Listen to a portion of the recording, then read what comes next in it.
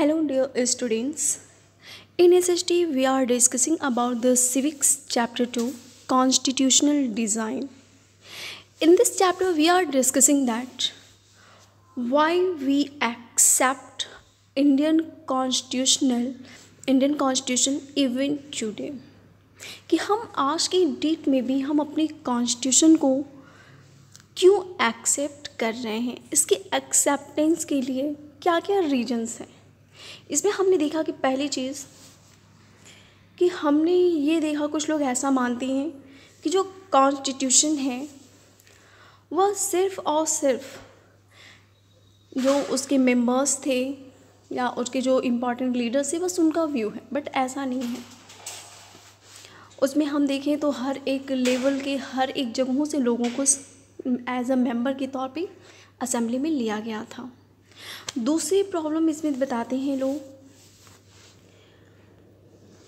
कि जो असेंबली थी उसमें सिर्फ और सिर्फ इंडियन नेशनल कांग्रेस का ही डोमिनेशन था, कि सिर्फ और सिर्फ इंडियन कॉन्स्टिट्यूशन कांग्रेस के द्वारा ही बनाई गई है। बट ये कहना भी गलत है, क्योंकि पॉलिटिकल ग्रुप्स बहुत सारे थे, बहुत सारे लैंग्वेज ग्रुप्स थे, बहुत सारे कास्ट, क्लासेस, रिलीजन, ऑक्यूपेशन से रिलेटेड लोग उसमें शामिल थे और उनकी हर एक आइडियाज़ को उसमें जगह दी गई थी और उनकी हर एक बात को भी सुना गया, समझा गया, डेलिब्रेट हुआ, डिबेट हुआ, उसके बाद उसमें शामिल किया गया था।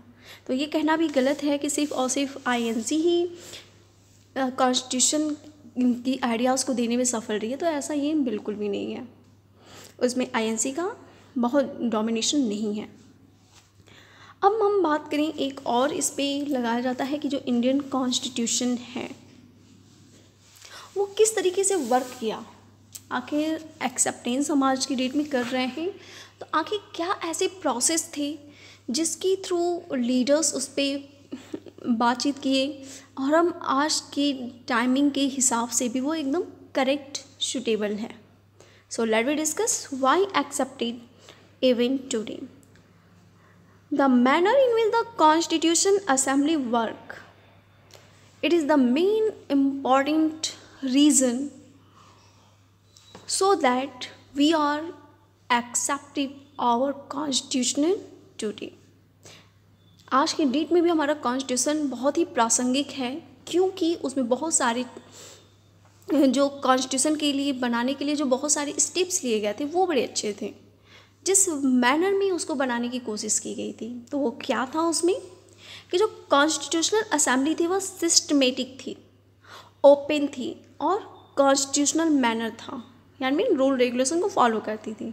सिस्टमेटिक का मतलब क्या है कि अलग अलग पीपल्स ग्रुप बना दिए गए। जैसे कॉन्स्टिट्यूशन को ड्राफ्ट करने के लिए एक ड्राफ्टिंग कमेटी बनाई गई, उसमें कुछ मेंबर्स को सिलेक्ट कर लिया गया कि आपका काम सिर्फ और सिर्फ ड्राफ्ट करना है। कुछ लोगों को एक और अदर ग्रुप बना दिया, जैसे हमने ले लिया कि जो लैंग्वेज बेस पे या जो डाइवर्सिटी है उसको एकोमोडेट करते हुए चलिए, तो कुछ ग्रुप ऑफ मेंबर्स को एक में शामिल किया गया और उनको बोला गया कि आप एक काम करना है कि आप जितने भी यहाँ पे किंग क्वींस हैं उनको इंडियन रीजन में शामिल करिए। तो इस तरीके से हम देखें तो सिस्टमेटिक वे में हर एक कार्य के लिए रिस्पॉन्सिबल लोगों को लगा दिया गया और वे प्रॉपर वे में करने लगे। ओपन थी, हर किसी को पता है कि हम लोग क्या कर रहे हैं, क्या नहीं कर रहे हैं। इवन आपके जो पर्सन्स होते हैं, सिटीजन्स तक भी क्लियर था कि वो वहाँ असेंबली में क्या हो रही है। इसके अलावा कॉन्स्टिट्यूशनल मैनर, रूल रेगुलेशन को फॉलो करना, that is the most important. और दूसरी चीज़ क्या थी कि for the basic principle were decided and agreed upon. अब उनका मेन सिद्धांत था कि हम कॉन्स्टिट्यूशन में जो भी चीज़ रखें उसको सबसे पहले डिसाइड किया जाए। डिसाइड हमको क्या चाहिए वो हमने पहले डिसीजन कर लिया कि हमारा कॉन्स्टिट्यूशन में ये चीज़ होनी चाहिए। उसके बाद हम उस पर क्या किए, डेलिब्रेट किए, उस पर हमने डिबेट किया, लोगों के सामने रखा, उस पर लोगों ने डिबेट किया, उसके बाद लोग उस पर एग्री हुए, उसके बाद उसको एक्सेप्ट किया गया। तो इस तरीके से इंडियन कॉन्स्टिट्यूशन को बनाने के स्टेप में ये सारी बातें आती हैं। सो जैसे एक एग्जांपल लिया कि drafting committee chaired by doctor B.R. Ambedkar prepared a draft constitution for discussion. तो मेन इसमें देखा जाए तो ड्राफ्टिंग कमेटी जो मोस्ट इम्पॉर्टेंट कमेटी थी आपकी कॉन्स्टिट्यूशनल असेंबली के लिए, वह थी आपकी ड्राफ्टिंग कमेटी, और इसके जो चेयरपर्सन थी वह थे डॉक्टर B.R. अम्बेडकर। इनको वहाँ पे बताया गया और इनको रिस्पॉन्सिबिलिटी दी गई कि आप कॉन्स्टिट्यूशन को ड्राफ्ट करिए, उसकी डिज़ाइन रेडी करिए। अब आते हैं डिलिब्रेशन एंड डिस्कशन किस तरीका था और कितने टाइम लिया गया। तो let me discuss. The member deliberate for 114 days spread over 3 years, कि लगभग 3 सालों में 114 डेज तक इस पे क्या किया गया, डिस्कशन किया गया था। और every document present, every word spoken in the constitution assembly has been recorded and preserved, कि जो भी डॉक्यूमेंट था उसको प्रेजेंट किया जाता था। कॉन्स्टिट्यूशनल असेंबली में जो भी बातें बोली जाती थी उसका रिकॉर्ड रखा जाता था, उसको सेफ सुरक्षित रखा जाता था। और जो ये जो प्रक्रिया थी कि डॉक्यूमेंट को प्रेजेंट करना, वर्ड जो स्पोकन हो रही हैं उनको रिकॉर्ड करना और प्रिजर्व करना, that is called the constitution assembly debate. और इसी बेस पे पूरा का पूरा कॉन्स्टिट्यूशन रेडी करने में मेथड हमारा लिया गया था। When printed these debates are in 12 bulky volumes, और इसके लगभग 12 हैवी वॉल्यूम्स में, क्या कहा जाए कि वॉल्यूम्स का मतलब जैसे बुक्स वगैरह, तो लगभग 12 हैवी बुक्स में इस पूरे डिबेट्स को निकाला जाता था। These are used to interpret the meaning of the constitution. और फिर कॉन्स्टिट्यूशन में जो भी इंटरप्रिटेशन था, जो भी उसकी मीनिंग है, उन पर डिस्कशन फिर से करना, इंटरप्रेट करना, जो भी काम होता था वो होता था वहाँ पे। तो this is the deliberation and discussion. अगली चीज़ है कि the dream and promises of great leaders. इसमें हम बात करें तो कुछ ऐसे मेंबर्स थे जो डायरेक्ट कॉन्स्टिट्यूशनल असेंबली में पार्टिसिपेट होकर के अपने व्यूज़ को रखना शुरू किया था।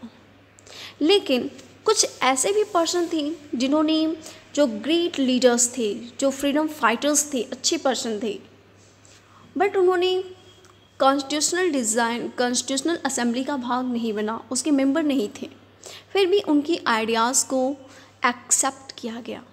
और इसमें सबसे मोस्ट इम्पॉर्टेंट पर्सन का नाम आता है महात्मा गांधी का, जो एक ग्रेट लीडर भी थे, फ्रीडम फाइटर्स भी थे।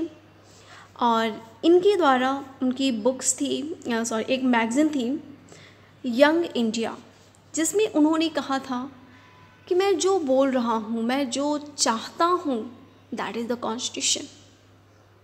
कि he had spelled out what he wanted the constitution to do, कि वो वही बोलते हैं जो कि कॉन्स्टिट्यूशन में होना चाहिए।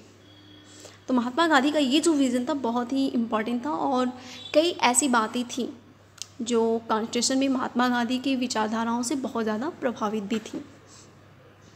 The dreams and promises of great leaders में महात्मा गांधी सबसे इम्पॉर्टेंट में आते हैं। इसके बाद हम बात करें कि कॉन्स्टिट्यूएंट असेंबली में मेंबर्स कौन कौन से थे। तो हम सबसे पहले उनके नाम जान लेते हैं। तो कुछ नाम हमारे सामने हैं, देख सकते हैं।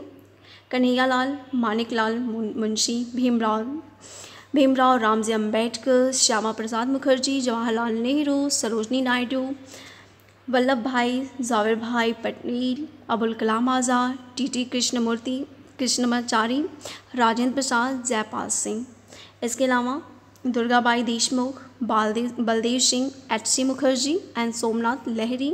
These all are the important members of constituent assembly. और इनमें जो सबसे इम्पॉर्टेंट हैं उनके बारे में हम लोग थोड़ा सा डिस्कस करते हुए चलते हैं। जैसे भीमराव अंबेडकर, इनके बारे में अगर हम बात करें तो 1891 में मध्य प्रदेश में इनका जन्म होता है।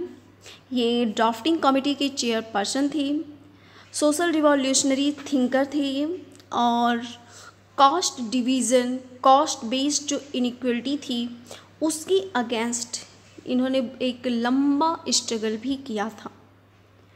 बाद में ये लॉ मिनिस्टर बने थे। फर्स्ट जो कैबिनेट बनाई गई थी इंडिया में जब हमारा भारत आज़ाद हुआ, कॉन्स्टिट्यूशन रेडी हुआ, उसके बाद जो कैबिनेट बनी थी उसमें इनको लॉ मिनिस्टर का पोस्ट दी गई थी। और ये रिपब्लिकन पार्टी ऑफ इंडिया के फाउंडर भी थे। कुछ चीज़ों के बारे में हम देख लेते हैं कि क्या क्या इंपॉर्टेंट है। जैसे कन्हैयालाल मानिकलाल मुंशी के बारे में अगर हम बात करें तो ये यूनियन कैबिनेट के मिनिस्टर भी रहे और ये स्वतंत्र पार्टी के फाउंडर भी रहे थे। अगला है श्यामा प्रसाद मुखर्जी, ये वेस्ट बंगाल से बिलोंग करते हैं।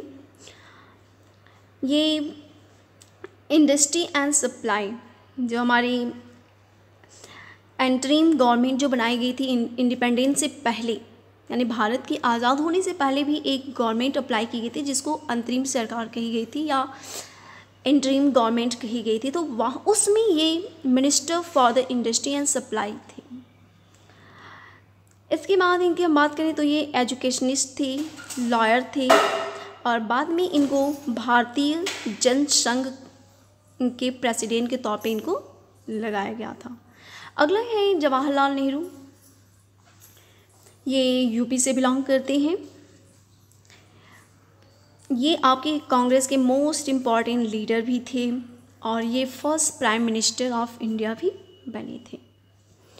सरोजिनी नायडू की हम बात करें तो ये आपकी कांग्रेस की इम्पॉर्टेंट विमेन लीडर भी थी। ये बहुत अच्छी पोएट थी, राइटर थी, पॉलिटिकल एक्टिविटीज़ भी थी। इन्हें यूपी का गवर्नर भी बनाया गया था बाद में। अगले हम बात करें सरदार वल्लभ भाई जावेर भाई पटेल के बारे में बात करें तो ये गुजरात से बिलोंग करते थे। ये हमारे इंडिया के first home information and broadcasting के मिनिस्टर भी थे। सॉरी, ये अंतरिम गवर्नमेंट जो बनाई गई थी इंडिपेंडेंस से पहले, उसमें ये home and information and broadcasting के मिनिस्टर भी थे। ये एक बहुत अच्छे लॉयर थे। आगे चल कर के इनको डिप्टी प्राइम मिनिस्टर भी बनाया गया था। अबुल कलाम आज़ाद की बात करें तो ये भी फर्स्ट यूनियन कैबिनेट के मिनिस्टर रह चुके हैं और ये सऊदी अरेबिया से बिलोंग करते थे। ये एक ऑथर थी, थियोलॉजियन थी, स्कॉलर भी थे। अगला है टी कृष्णमचारी के बारे में बात करें तो ये तमिलनाडु से बिलोंग करते हैं। ये ड्राफ्टिंग कमेटी के मेंबर भी रहे और आगे चल कर के इनको फाइनेंस मिनिस्टर यूनियन कैबिनेट में बनाया गया था। अब ध्यान दीजिए कि यहाँ पे जो भी मिनिस्टर का नाम आ रहा है यूनियन कैबिनेट या पहली कैबिनेट जो बनी थी उसके ये इम्पॉर्टेंट मेंबर्स भी हैं, तो इसमें आप लोगों को नाम याद रखने हैं। तो ये फाइनेंस मिनिस्टर अगर पूछा जाए कि फर्स्ट यूनियन कैबिनेट के फाइनेंस मिनिस्टर तो है टी कृष्णमचारी भी थे। Rajendra Prasad very famous personality. अगर हम बात करें तो इनकी सबसे बड़ी खासियत क्या है, इनकी शख्सियत, इनकी पर्सनालिटी क्या है कि फर्स्ट प्रेसिडेंट, कि इंडिया के पहले प्रेसिडेंट थे। इसके अलावा ये कॉन्स्टिट्यूएंट असेंबली के प्रेसिडेंट भी थे। अगला है जयपाल सिंह, ये झारखंड से बिलोंग करते थे और ये झारखंड पार्टी के फाउंडर भी रहे हैं। अगले से हम देखें और कुछ इम्पॉर्टेंट है तो ये हमारी कुछ और भी हम देख लेते हैं। जी दुर्गाबाई देशमुख के बारे में बात करें तो ये आंध्र प्रदेश से बिलोंग करती थी। ये एक सेंट्रल सोशल वेलफेयर बोर्ड की चेयरपर्सन भी रही हैं और ये कांग्रेस लीडर भी रह चुकी हैं। अगला है बलदेव सिंह जो हरियाणा से बिलोंग करते हैं और ये यूनियन कैबिनेट में डिफेंस मिनिस्टर भी रह चुके हैं। एच.सी. मुखर्जी की बात की जाए तो ये बाद में चल कर के वेस्ट बंगाल के गवर्नर भी बनते हैं और कॉन्स्टिट्यूएंट असेंबली के ये वाइस चेयरपर्सन भी थे। चेयरपर्सन की बात करें तो राजेंद्र प्रसाद और वाइस चेयरपर्सन जो थी वह एच.सी. मुखर्जी थी। अगला है हमारा सोमनाथ लहरी जो वेस्ट बंगाल से बिलोंग करते थे। ये एक फेमस राइटर एडिटर भी थे। ये कम्युनिस्ट पार्टी ऑफ इंडिया के लीडर भी रह चुके हैं और बंगाल लेजिस्लेटिव असेंबली के मेंबर भी बने थे। So these are the important members of constituent assembly. So it is the today's lecture, and next day let me discuss about the preamble of Indian Constitution and its valuable factors. Thanks to everyone.